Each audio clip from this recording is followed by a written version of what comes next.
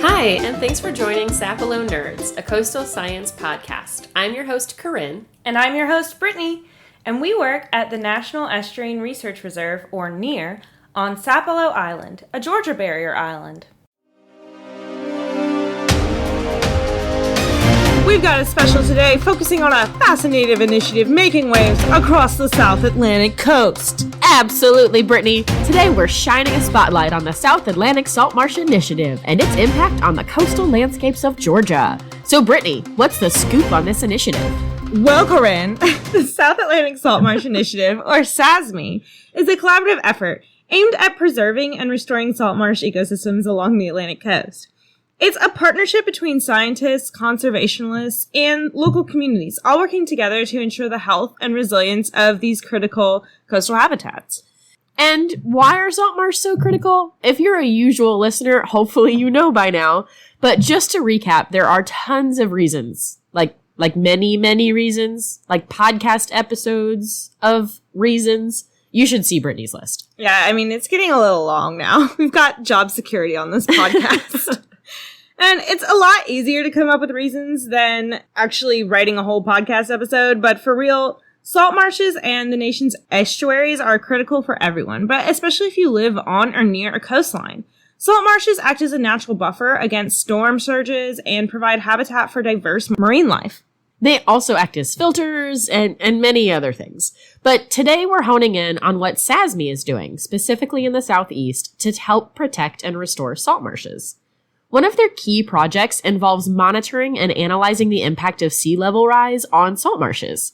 SASMI partners are using advanced technology like satellite imagery and drones to assess changes in marsh vegetation, sediment composition, and overall health. This data informs conservation strategies and helps coastal managers and city planners all adapt to the evolving coastal environment. Exactly. Coastal Georgia boasts some of the most pristine salt marshes in all the world, as we've talked about before. But they face various threats just the same as all the others, such as sea level rise, pollution, and habitat degradation. SASMI is stepping in to help address these challenges. SASMI created an action plan, which was established with the goal of advancing scientific research, conservation, and restoration efforts for local salt marsh ecosystems along the Atlantic coast. In coastal Georgia, their focus is on understanding the local dynamics, identifying stressors, and implementing strategies to enhance the resilience of our local marshes. And by resilience, you mean, of course, the marsh's ability to withstand or recover from difficulties. That's right, and SASMI's plan really reflects the accumulation of 2 years of intensive study, dialogue, and deliberations with a multitude of different people. This includes understanding that while each of the 4 SASMI states face many of the same challenges, these challenges can be very different. They can vary in severity and extent at the state and local levels. The strategies included in the plan are intended to be a roadmap for elected officials, state and federal agencies, communities, nonprofit organizations, academic partners, and others to work together to ensure the long-term abundance, health, and resilience of this vital natural resource. So we are lucky today to be able to chat with SASMI's Georgia representative, Courtney Reich, the coastal director for Georgia Conservancy, to learn more about the plan to marsh forward. Hi, Courtney! Hi, Courtney! Hi, Corinne and Brittany. Courtney, thank you so much for joining us today. Can you give our listeners an overview of the South Atlantic Saltmarsh Initiative and its mission? Sure. The goal of SASMI is to protect the resilience of the 1 million acres of connected saltmarsh habitat from North Carolina to Florida and the ecosystem services provided to the communities along the coast from that marsh. These services include things like protection from the impacts of coastal storms and sea level rise, filtering of stormwater pollution, storage of carbon, essential habitat, recreational opportunities, support of economically important fisheries.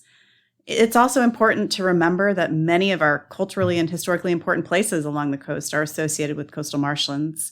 Our partners in SASMI are focusing on 2 major strategies to protect these services. The first being preserving the resiliency of the marsh by restoring our existing marshlands through implementation of nature-based solutions, things like living shorelines. And the second is by conserving upland near the marsh to allow for future marsh migration as sea level rises. Yeah, that's some fascinating work. And a lot of the things that we've covered on our podcast today are things that we've talked about a lot in previous episodes. Can you share some of the more specific projects or initiatives SASMI is undertaking in coastal Georgia? I'd love to. Working closely with the Coastal Resources Division of the Georgia Department of Natural Resources, we are meeting with communities, residents, property owners, and all sorts of stakeholders throughout Georgia to identify areas where the marsh is impacted through erosion, barriers, or development. We're looking for opportunities to protect undeveloped areas adjacent to the marsh through conservation easements or acquisition of those areas for future conservation. We're also helping communities find resources to design and build living shorelines to protect critical resources from the impacts of storm surge, wave action, and sea level rise. We're working with the Georgia Aquatic Connectivity Team to assess barriers in the marsh, things like culverts and causeways, identify ways to remove those barriers, not only to restore the hydrologic connectivity that's impacted by those barriers, but also to facilitate marsh migration upland or inward as sea level rises. I want to tell you about a project we're particularly excited about. That is a living shoreline project with our partner, Seabrook Village Foundation in Liberty County. They recently received a grant to install a living shoreline and a bioretention area in Martha Randolph Stevens Park there in their community. And that project will restore oyster habitat, but also protect their recently renovated community center from erosion. Oh, that's so exciting to hear how nicely you're working with some of the local communities and really looking at a lot of the development that's going on along the coast of Georgia and how we can kind of change some of that. So are there other ways that you're engaging with local communities in coastal Georgia? We recently hosted a SASMI plan celebration event to share the completed SASMI plan. And that was a plan that was done with all of the SASMI partners over the 4 states of the SASMI region, as well as other coastal stakeholders. And we're continuing to meet with those stakeholders throughout those 4 states, including those here in Georgia that have an interest in SASMI. We also, Georgia Conservancy has created a website for people who want to learn more about this program and share their own ideas about potential projects that would help support these goals. And you can find that website at georgiaconservancy.org/coast/coastal-marsh-resiliency. And the larger SASMI partnership also has another website that I'd recommend check out, and that's called marshforward.org, a lot easier to remember. Yeah. And that has additional resources and links to the SASMI plan so that people can check it out for themselves. And we'll be sure to link all of those in our show notes as well so you guys can access it. It's heartwarming to see the synergy between scientific research and community engagement and to hear Marsh Forward a lot when we talk about SASMI. Can you explain what Marsh Forward means and how the average person can help to promote work that SASMI is doing in coastal Georgia? Well, Marsh Forward is our own little SASMI dad joke in that it is a play on the saying March Forward, and it is meant to inspire our community to continue to work together to protect our salt marsh ecosystem now and into the future. As for what the average person can do, I would recommend visiting the websites I mentioned, and that will be on your website, and to let us know if you're aware of an area of the marsh or an upland area that is in need of protection or attention. There's opportunities there to provide information on where those locations are, and if you have a project in mind. In addition, I would encourage everyone to get out and enjoy the beauty of our salt marsh area by visiting one of our many state parks and wildlife refuges along the coast. Absolutely. It's amazing to hear how much SASMI is not just about data and numbers, but really getting into the community and having them get involved and kind of let you guys know what issues they're seeing in the marsh as well, kind of paying attention to the environment they live in. So thank you so much for coming on our show today, Courtney, and kind of telling us a little bit more about SASMI and Marsh Forward. Well, thank you so much for shining a light on SASMI and our efforts to protect the resiliency of the salt marsh in Georgia. So let's all marsh forward together. And I do have a last question for you. Okay, go for it. Why do sharks swim in salt water?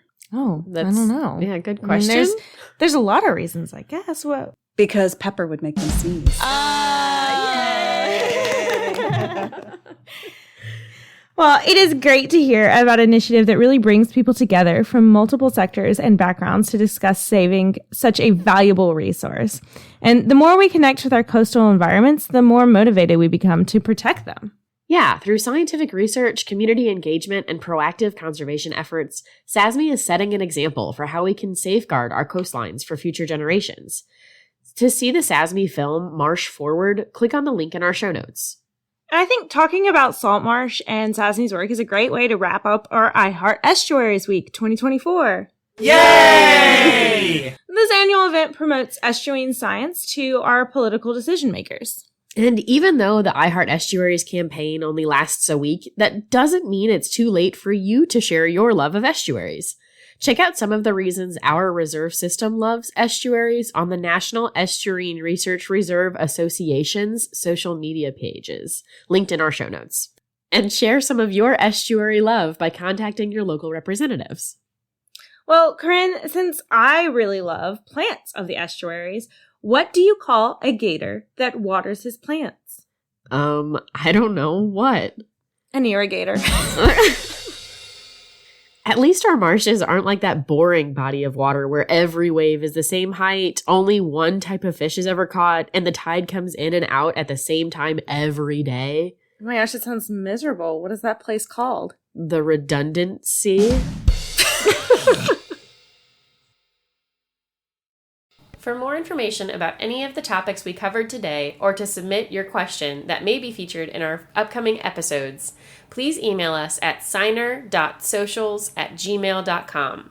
That's SINERR.socials@gmail.com. Thank you for listening to Sapelo Nerds, a coastal science podcast brought to you by the Sapelo Island National Estuarine Research Reserve. Please check back for more episodes released each month. And we really need reviews. So, leave us a couple of good ones. Really good ones. And that's the Sapelo Sound.